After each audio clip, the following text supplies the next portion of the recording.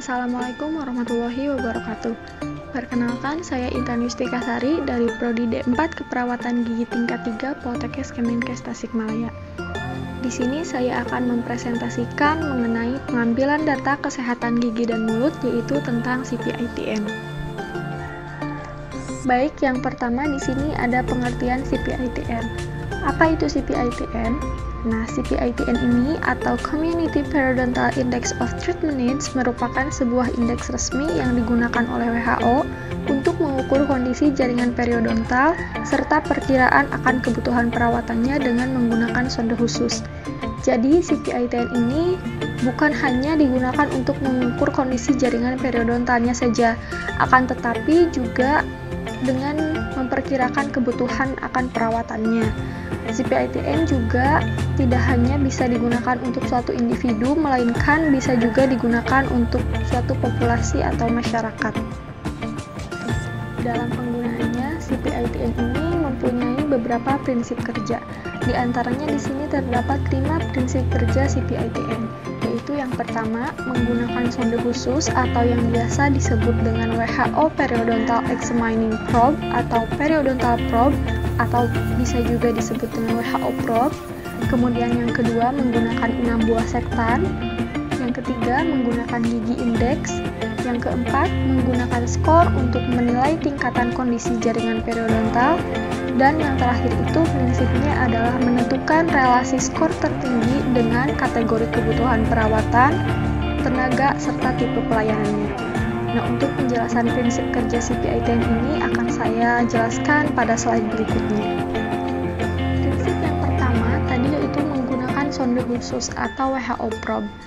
Nah, WHO Probe ini kurang lebih bentuknya seperti ini. Didesain khusus dengan ujungnya itu berbentuk bola bulat dengan diameter 0,5 mm dan mempunyai kode warna dari 3,5 sampai dengan 5,5 mm.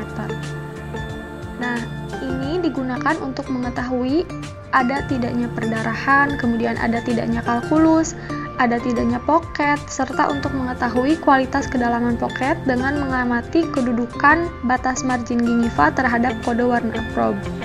Nah, WHO probe ini masuk hingga mencapai dasar saku atau pocket periodontal dengan tekanan 25 gram. Nah, bagaimana kita mengetahui bahwa tekanan tersebut sudah 25 gram? Caranya itu ada dua. Yang pertama dengan menekan kulit di bawah kuku ibu jari tangan dengan ujung probe. Nah, tekanan tersebut tidak boleh menyebabkan rasa sakit atau tidak enak. Selain itu, cara kedua bisa juga dengan menggunakan timbangan kecil. Caranya dengan menekan timbangan tersebut dengan ujung probe sampai jarum pada timbangan menunjukkan angka 25 gram. Nah, kenapa alasannya itu tidak boleh melebihi 25 gram? Karena dengan tekanan sebesar 25 gram itu diharapkan tidak menyebabkan terjadinya kerusakan pada jaringan periodontal. Prinsip yang kedua yaitu menggunakan 6 sektan. 6 sektan yang dimaksud ini yaitu dengan membagi mulut pasien menjadi 6 bagian atau 6 sektan seperti pada slide yang sudah tertera di sini, yaitu yang pertama sektan kanan atas, kemudian anterior atas, kiri atas, sektan kiri bawah, anterior bawah, dan yang terakhir sektan kanan bawah. Nah, suatu sektan dapat diperiksa jika terdapat minimal 2 gigi pada sektan tersebut dan bukan merupakan indikasi pencabutan. Jika pada sektan tersebut hanya ada 1 gigi, maka gigi tersebut dimasukkan ke sektan sebelahnya. Pada sektan yang tidak bergigi tidak diberi skor. Penilaian untuk satu sektan adalah keadaan yang terparah atau skor tertinggi. Prinsip selanjutnya yaitu menggunakan gigi indeks. Pada penilaian CPITN, gigi indeksnya itu bergantung dari umur individu. Ada 3 kelompok umur seperti yang sudah tertera pada tabel di sini. Yang pertama yaitu untuk umur 20 tahun ke atas, gigi indeksnya itu gigi 7, gigi 6, dan gigi 1 dengan skor 0 sampai dengan 4. Kemudian untuk umur 19 tahun ke bawah atau 16 sampai 19 tahun, gigi indeksnya itu hanya gigi 6 dan gigi 1, tidak menggunakan gigi 7. Akan tetapi skornya sama 0 sampai dengan 4. Dan yang terakhir, untuk umur 15 tahun ke bawah, gigi indeksnya itu sama, yaitu gigi 6 dan gigi 1, hanya skornya 0 sampai dengan 2 saja. terdapat hal-hal yang harus diperhatikan mengenai gigi indeks ini. Yang pertama, yaitu jika salah satu gigi molar maupun gigi insisif tidak ada, tidak perlu dilakukan penggantian pada gigi tersebut. Yang kedua, jika dalam satu sektan tidak terdapat gigi indeks, maka semua gigi yang ada pada sektan tersebut harus diperiksa dan dinilai, kemudian ambil yang terparah, yaitu gigi yang mempunyai skor tertinggi. Kemudian untuk usia 19 tahun ke bawah, tidak perlu dilakukan pemeriksaan gigi molar 2 untuk menghindari adanya poket palsu. Itulah mengapa pada umur 19 tahun ke bawah, tidak terdapat gigi indeksnya itu tidak ada gigi 7. Lalu untuk usia 15 tahun ke bawah, pencatatan dilakukan hanya jika ada perdarahan dan karang gigi saja. Itulah kenapa skornya hanya 0 sampai dengan 2, tidak sampai 4. Dan yang terakhir, jika tidak ada gigi indeks atau gigi pengganti, maka sektan tersebut diberi tanda X atau tanda silang. Selanjutnya, cara memasukkan dan melakukan probing. Nah, di sini ada ilustrasi gambar yang menunjukkan cara memasukkan serta melakukan probing untuk melakukan penilaian CPITN. Setelah gigi indeksnya dipilih, pada masing-masing gigi dilakukan probing dengan cara menggerakkan probe ke sekeliling gigi untuk menilai paling tidak 6 titik di sekitar gigi, yaitu mesiofasial, midfasial, dan distofasial, serta di tempat sejenis pada aspek lingual dan palatal. Temuan yang paling parah dicatat sebagai skor sektan. Prinsip yang keempat yaitu menentukan skor pada tiap sektan untuk menilai kondisi jaringan periodontal. Dalam penilaian CPITN ini, skornya mulai dari 0 sampai dengan 4, di mana skor 0 itu kondisi jaringan periodontalnya sehat, yang artinya di saku yang paling dalam pada suatu sektan, area berwarna pada probe masih terlihat lengkap. Gingiva-nya sehat dan tidak menunjukkan perdarahan. Juga tidak ada kalkulus. Nah, pada individu seperti ini tidak diperlukan perawatan khusus, akan tetapi program preventif tetap dilanjutkan.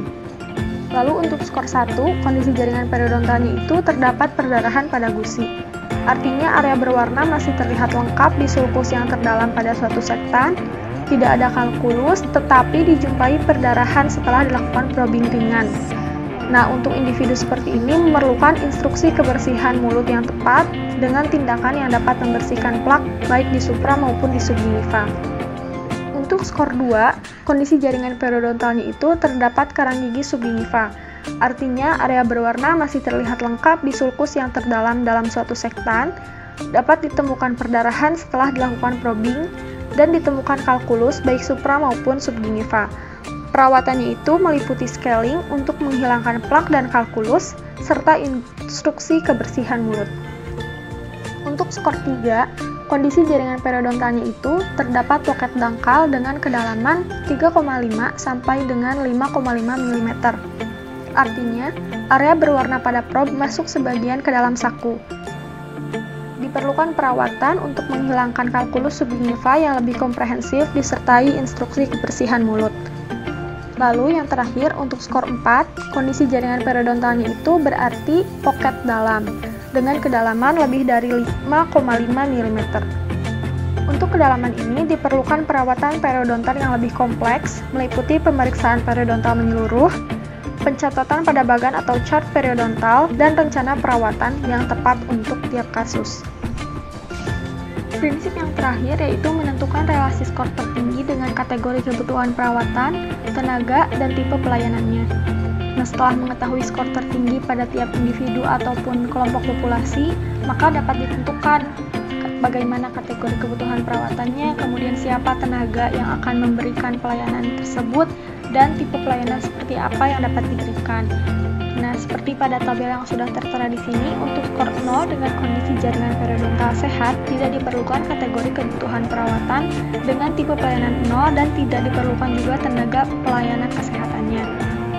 Kemudian untuk skor 1 dengan kondisi periodontalnya itu terdapat perdarahan, kategori kebutuhan perawatannya itu yaitu EIKM atau Edukasi Instruksi Kesehatan Mulut. Tipe pelayanannya 1, dan tenaga pemberi pelayanannya yaitu guru atau perawat gigi. Kemudian untuk skor 2 dengan kondisi jaringan periodontalnya itu terdapat karang gigi, kategori kebutuhan perawatannya edukasi instruksi kesehatan mulut serta scaling atau SK. Tipe pelayanannya 2 dan tenaga pemberi pelayanannya itu perawat gigi atau dokter gigi. Untuk skor 3 dengan kondisi periodontalnya itu pocket dangkal, kategori kebutuhan perawatannya sama, EIKM dan SK dengan tipe pelayanan 2 dan tenaga pemberi pelayanan yaitu dokter gigi ataupun perawat gigi. Dan yang terakhir untuk skor 4 di mana kondisi jaringan periodontalnya itu terdapat pocket dalam, maka kategori kebutuhan perawatannya itu edukasi instruksi kesehatan mulut dan perawatan kompleks dengan tipe pelayanan 3 dan tenaga pemberi pelayanannya itu yaitu dokter gigi. Baik, sekian penjelasan dari saya mengenai CPITN. Mohon maaf apabila masih terdapat kesalahan dan kekurangan dalam penyampaiannya. Wassalamualaikum warahmatullahi wabarakatuh.